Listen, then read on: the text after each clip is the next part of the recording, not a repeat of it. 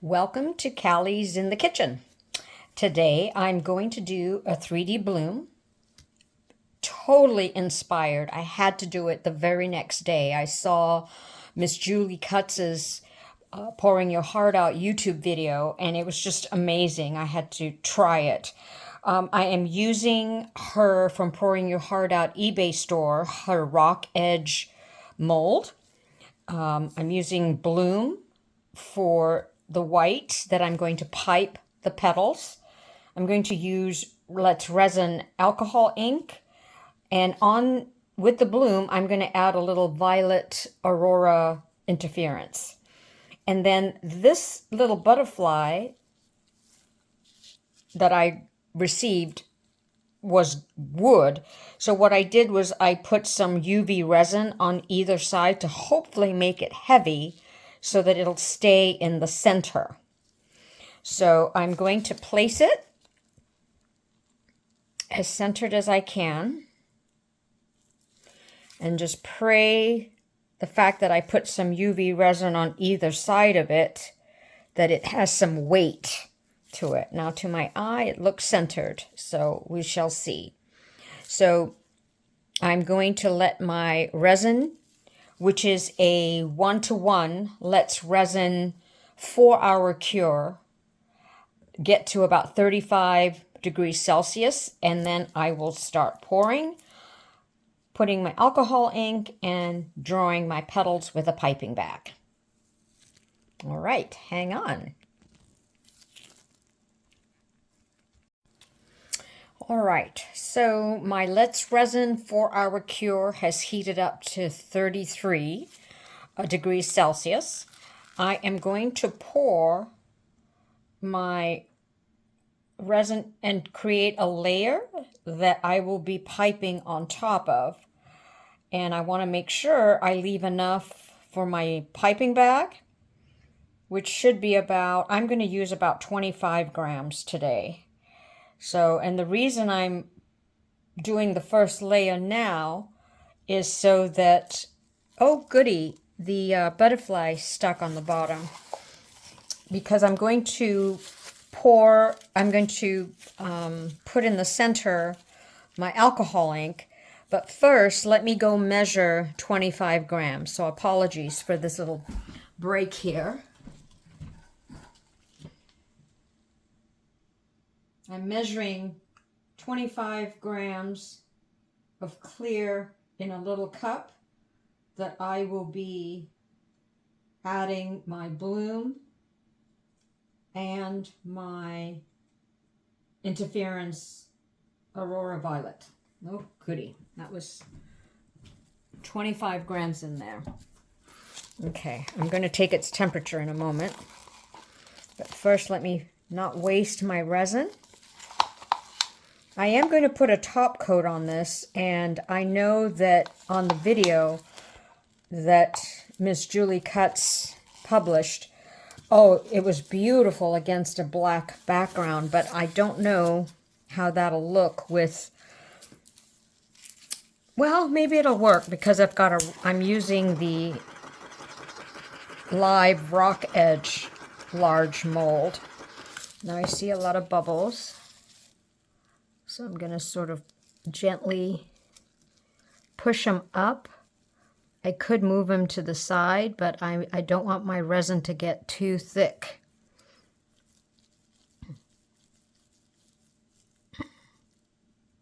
So resin is all about patience that I'm trying to learn, because guess what? I am not a patient person.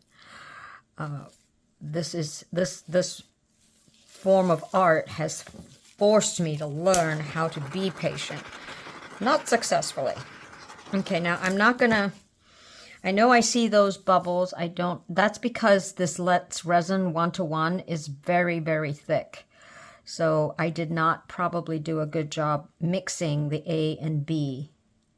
But I'm going to live with bubbles. Can't be helped, because I don't want my white to get too thick. So I'm going to torch real quick again. Don't want to go too close. Okay. Now the technique on this was to just place some alcohol ink in the center. 1, 2, 3, 4, 5. I think I'll just do, let's see how much it spreads. Because it was mainly to be in the center. So 5, I'm going to do even number, and I'm going to go 6. Oh no! Oh no! Let's see if I can get rid of that. Oh my gosh. Dangerous. Okay.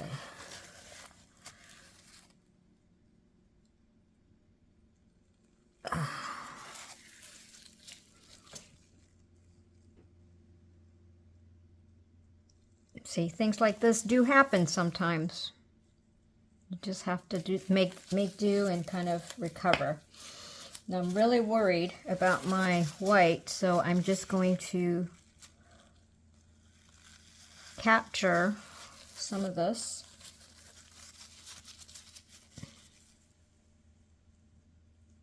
With using a paper towel. I'm probably not going to get most of it out. So this will be a little lopsided, little purple on the edge design. Signature of yours truly. Hopefully if I push it to the edge, and then maybe if I put my black, when I put my black top coat, that might take care of it. Not sure. I like to clean out the sides of my mole as I work on it. Oh, there's a bubble right there. Let's see if we can get that. Okay, now, without further ado,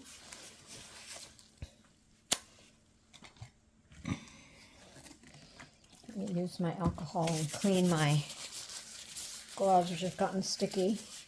So I'm not sure what my temperature is now here because I'm going to rush to stir in. And it's usually you put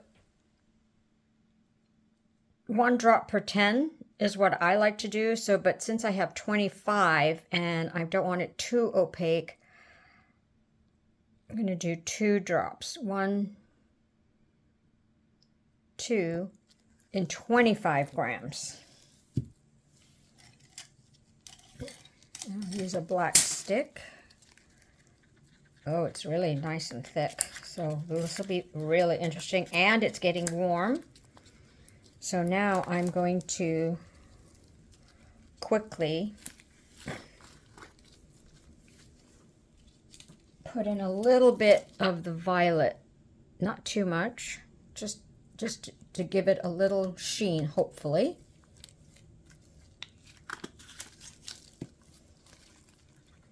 Wow, this is getting really thick. Shouldn't have wasted time on cleaning up. I'm going to mix my white bloom paste in another area and fill my piping bag.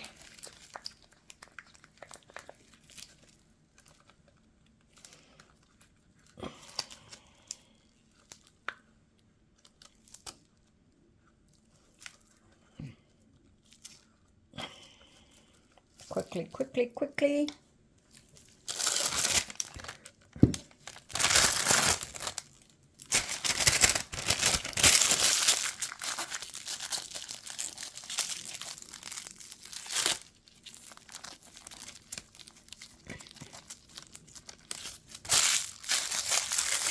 Tie my knot in my bag.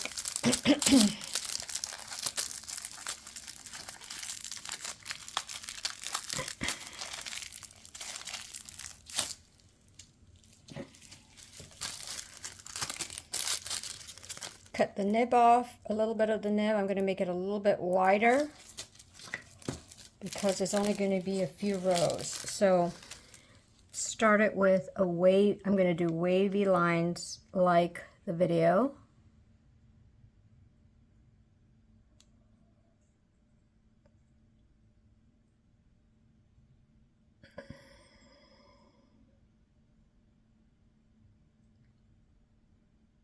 To second row.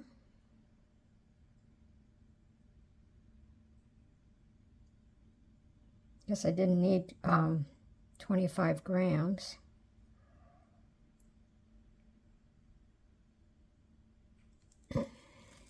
Okay. Now I feel like this is too thin here, so I'm going to try and follow.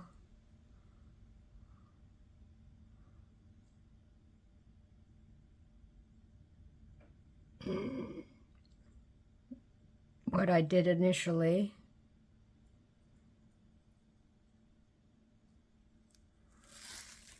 Let's see. I think that second one is okay. Now, with my silicone tool, I'm going to just only draw in the first two, meaning this and this. So just the first two. Unfortunately, I've got purple in there. Oh well.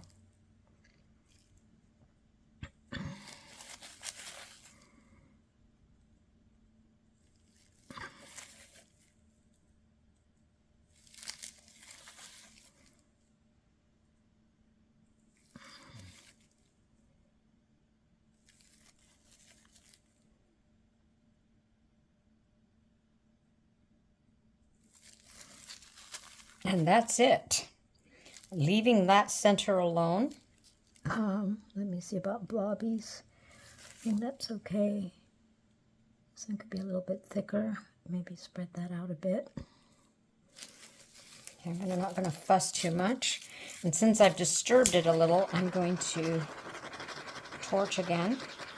And because I've let the alcohol ink that I dropped in the center sit for a while, it's okay to now to do your torching.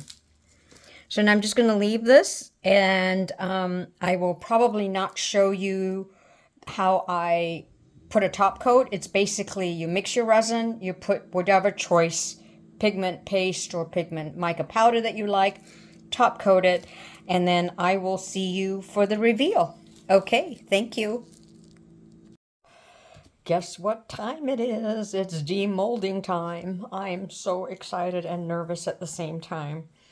So let's see how this bloom worked out. Okay. I'm going to let you see it first. Oh, not bad. Not bad at all. I really like this butterfly yellow, and the bloom petals turned out pretty nice. So I'm pretty happy. I love the depth of my petals and this pedaling way that Miss Julie from Pouring Your Heart Out has shown us. Thank you for watching.